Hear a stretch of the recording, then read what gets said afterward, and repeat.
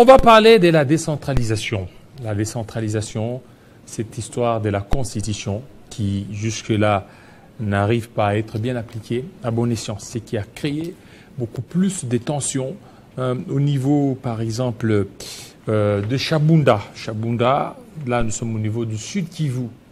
Il y a eu un secteur qu'on appelait Bakissi qui est passé sous forme d'une chefferie. Nous allons essayer d'analyser ces thématiques avec M. Elias Mikonge, lui qui est juriste. Bienvenue.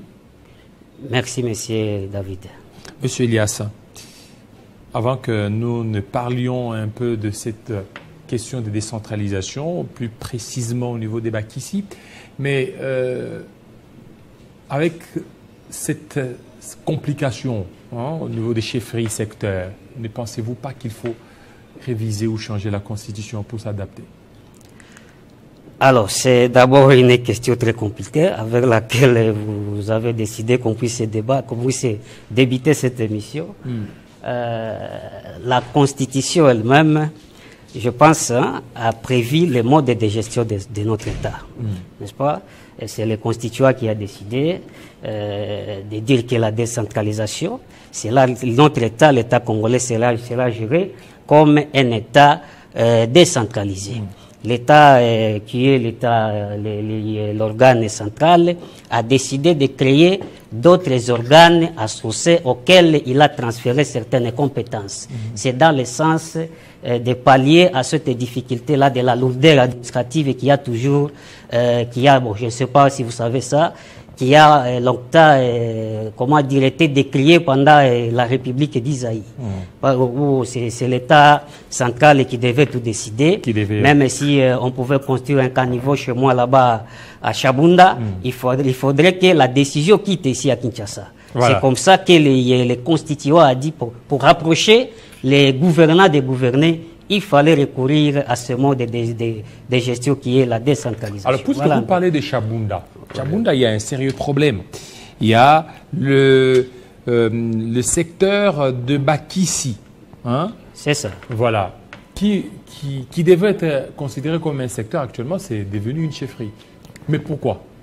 Alors, c'est d'ailleurs là où je commence par vous remercier parce que le fait de nous avoir reçus ici, c'est vraiment un très beau rendez-vous qui est beaucoup attendu par les habitants de Bakissi qui ont été victimes d'une escroquerie, d'une falsification des statuts juridiques de son entité.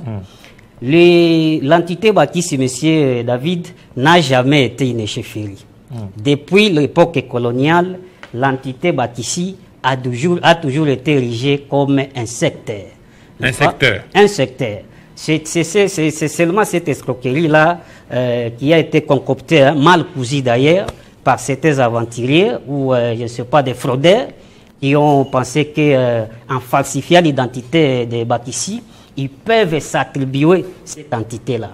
Alors que, je parlais d'ailleurs, j'évoquais ici la colonisation, tout ce qui a été construit comme organe, comme entité administrative dans notre pays, il y a toute une historique qui est très bien, si vous voulez, taillée dans le tête, dans l'espace, à laquelle personne ne peut déroger. Vous comprendrez avec moi que l'entité secteur Bakissi ne fait pas exception, n'est pas une entité à part par rapport aux autres entités qui existent en RDC ou qui ont existé à l'époque coloniale. Si nous pouvons un peu revisiter l'histoire pour un peu permettre à ceux qui nous suivent de bien cerner la thématique, vous comprendrez que l'histoire politique et administrative de notre pays a été marquée par des étapes ou des périodes. Il y a la période de l'État indépendant du Congo et la période où l'État indépendant du Congo, l'EIC, a été transféré au gouvernement belge. Là, on a parlé du Congo belge. Alors, à l'époque de l'EIC ou de l'État indépendant du Congo, n'est-ce pas, la notion de secteur ou entité secteur Bakissi n'existait pas comme entité administrative et décentralisée, n'est-ce pas? Lorsque lorsque vous regardez dans cette époque-là, dans cette période de notre histoire, de l'EIC, qui a commencé ou qui a eu lieu de 1885 jusqu'à 1908. Pendant l'EIC, l'administration coloniale a trouvé seulement ici, en RDC, des royaumes et des empires, n'est-ce pas? Et ce sont ces royaumes-là qui ont été considérés comme des chefferies par l'administration coloniale. Parce que là, je peux évoquer, il y avait même un décret qui a été signé, je crois, en 1891 pour, n'est-ce pas, conférer les statuts de chefferies, n'est-ce pas, à ces entités là-bas. Mais ces royaumes, à l'époque de l'EIC, avant la venue des colons belges, ces royaumes étaient des États à part entière. Je peux d'ailleurs citer, je pense, le royaume Congo, l'empire Kuba ou l'empire Luba. Je pense que vous pouvez vous êtes mis rodé, vous maîtrisez peut-être cette notion-là. Donc, il n'y avait pas, n'est-ce pas, cette notion des secteurs. Alors, il faudra attendre l'époque où les rois des Belges a décidé de transférer ou de donner l'EIC, l'État indépendant du Congo, à la Belgique. Et là, nous sommes en 1908. On parle là du Congo belge. C'est au moment du Congo belge où il y a eu plusieurs réformes que l'administration coloniale a initiées pour créer quelques entités, n'est-ce pas, pour asseoir son administration. D'ailleurs, avant d'arriver là-bas, je voudrais évoquer l'aspect là-bas quand je parlais des royaumes, n'est-ce pas, et des empires à l'époque de l'EIC. Vous comprendrez avec moi, je pense que vous maîtrisez bien l'histoire politique et administrative de notre Congo, qu'à l'Est, il y avait des Arabes qui étaient là, n'est-ce pas, qui occupaient la partie presque Est de notre pays. Et c'est là où, je pense, l'histoire nous enseigne que pour chasser les Arabes, il y a eu une guerre entre la force publique, qui était l'armée de l'EIC, ou de l'administration coloniale, avec les Arabes. Et là, nous sommes, cette guerre, d'ailleurs, si j'ai une bonne mémoire, je peux penser que l'élément catalyseur de cette guerre a été l'expédition d'un commandant qu'on appelait Akir dans les Lomami. N'est-ce pas? On a expédié et on a massacré. Bon, ça, c'est l'histoire maintenant. Ça, c'est l'histoire. Parce que je dois marteler sur ça pour fixer les esprits. Oui, allez-y, soyez un peu bref et concis. Voilà, je serai concis parce que je pense que l'histoire, on ne peut pas terminer quand même toute l'histoire pendant quelques minutes comme ça. Alors, c'est comme ça que je voulais tout simplement marquer qu'il y avait les Arabes qui étaient là, qui gouvernaient l'espace, ou parmi ces espaces qui étaient gouvernés par les Arabes, figuraient les territoires de Chabounda. Qu'est-ce qui bloque maintenant aujourd'hui pour parler maintenant des secteurs chefferies? C'est quoi la base juridique par rapport à ça pour que aujourd'hui qu'on parle de cet ancien secteur qui est devenu une chefferie aujourd'hui? Alors, c'est là où vous m'avez arrêté quand je voulais évoquer l'époque du Congo belge. Vous savez, l'administration coloniale, pour asseoir son administration, a recouru plutôt à une stratégie. C'est une stratégie qui a consisté à regrouper les anciennes chefferies, n'est-ce pas? Parce qu'à l'époque coloniale, lorsque les colons belges ont chassé, ou l'administration coloniale a chassé les Arabes, il y a eu des collaborateurs dans notre entité, des anciens collaborateurs des Arabes, que l'administration coloniale a transformés en chefs des différentes chefferies qui existaient dans les Bakissi. Ce sont ces chefferies-là, n'est-ce pas, qui ont été fusionnées pour constituer pour constituer ce qu'on appelait l'entité secteur Bakissi. Et si vous voulez trouver, parce que je vous ai entendu poser la question, sur la base juridique, oui. Il faudrait attendre plutôt le 5 décembre 1933. C'est la réforme, la principale réforme d'ailleurs, qui a amené la notion de secteur dans la structure administrative congolaise. Alors maintenant, effectivement, cette base juridique, c'est quoi les avantages maintenant du secteur? Parce que vous voulez aujourd'hui qu'il revienne au niveau du secteur. Alors, les avantages, avant d'arriver d'ailleurs aux avantages, je voulais quand même... Parce que vous êtes oui, je sais, l'État ici nous est imparti, sinon il y avait beaucoup à dire là-dessus, n'est-ce pas? Je veux dire que non, parce que je n'avais pas encore fini, et c'est là le nez de mon invitation. En tout cas, je peux zapper toutes les autres questions, mais je ne peux pas vouloir laisser ça. Oui, allez-y sur les nœuds de votre question. Voilà, parce que je voulais éclaircir comment dire, les statuts juridiques des Bakissi. J'ai cité ici le décret du 5 décembre 1933. C'est le décret qui a conféré les statuts ou même qui a institué la notion du secteur dans la structure administrative congolaise, n'est-ce pas? Et c'est là où les secteurs de Bakissi a été constitué par ces décrets-là.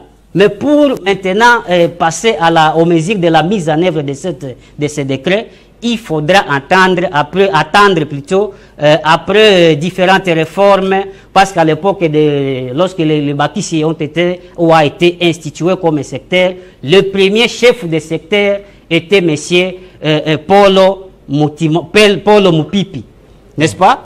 Mupipi Mutimana Paul. C'est lui le premier chef secteur de Bakissi. Je ne sais pas s'il est le grand-père de monsieur qui a décidé de falsifier l'identité des Bakissi aujourd'hui, qui s'appelle monsieur Moukoulumana Mupipi Auguste. Donc aujourd'hui, c'est devenu une chefferie. C'est devenu une chefferie. Le monsieur a réussi, est parvenu à falsifier cette identité, à se tailler une chefferie qui n'a jamais existé et qui n'existe même pas. Même au moment où je vous parle avec vous, parce que le Conseil d'État s'est déjà prononcé sur cette question-là, en rendant son arrêt 015 qui a été publié au journal officiel, n'est-ce pas, ici, le 2 août 2024. N'est-ce pas? Donc, l'entité Bakissi aujourd'hui n'est plus une chefferie qui n'a jamais d'ailleurs existé, mais plutôt un secteur. Donc, c'est ça. Pour vous dire que l'acte juridique qui confère, n'est-ce pas, la personnalité juridique à l'entité Bakissi, c'est l'arrêté numéro 21/258 du 10 décembre 1957. Voilà. Donc c'est ça l'acte juridique qui a conféré, qui a institué Bakissi comme secteur. Pourquoi vous voulez à tout prix revenir au niveau du secteur? Mais monsieur le journaliste, c'est quoi les avantages? Mais les avantages du secteur sont connus. Nous sommes en démocratie. Oui. Je voudrais d'abord parler par rapport aux avantages, vous donner une petite différence entre un secteur et une chefferie. N'est-ce pas? Un secteur, vous avez une entité hétérogène, où il y a beaucoup de sociétés, ou beaucoup de groupes sociaux qui ont chacun ses réalités spécifiques. Je pense que vous me suivez très bien pour un peu élucider cette question correctement. Alors, les secteurs, de vous suivre, voilà, les secteurs de Bakissi, lorsque vous vous trouvez au secteur de Bakissi, vous trouverez qu'il n'y a pas une tribu. Il y a plus de 5 groupes ethniques qui constituent le secteur de Bakissi. Je peux vous les citer. Il y a les groupes ou l'ancienne chefferie de Baliga, de Bamboubassid. S'il vous plaît, s'il vous plaît. Je voudrais, s'il vous plaît. Je voulais un peu finir cette. Répondez à mes questions. J'aimerais que vous répondiez à mes questions. Parce que s'il faut aller dans votre logique, on ne va pas terminer. Répondez à mes questions. Je vous dis ceci. Quels sont les avantages maintenant des secteurs? Parce que vous voulez à tout prix que... C'est là où je voulais citer. Vous m'avez coupé l'idée alors que je voulais... Voilà, les avantages du secteur. C'est simple. Donc, le secteur, c'est une entité qui ouvre, qui laisse la latitude à tous les groupes sociaux qui constituent cette entité de participer à la gestion et de contribuer au développement de cette entité-là. Et surtout que lorsque l'entité est hétérogène, n'est-ce pas, tous les groupes qui constituent l'entité doivent avoir le même droit, le même devoir de servir cette entité. Donc l'entité secteur a pour avantage d'abord, le premier avantage c'est celui-là, de laisser la latitude à tous les groupes et de participer à la gestion. Le deuxième avantage, c'est lorsque vous êtes gouvernant ou vous êtes gestionnaire du secteur, vous serez obligé, vous aurez cette obligation de redevabilité. Voilà, mais maintenant. Donc, l'animateur du secteur a un programme de société parce qu'il est tenu d'avoir un bilan, n'est-ce pas? Parce que s'il n'a pas un bilan, il sait que la population ne pourra plus le reconduire pour gouverner le secteur. C'est qui l'animateur du secteur? Alors, il n'y a pas, vous savez, les secteurs de Bakissi étaient victimes de la falsification que j'ai évoquée ici. n'est-ce pas?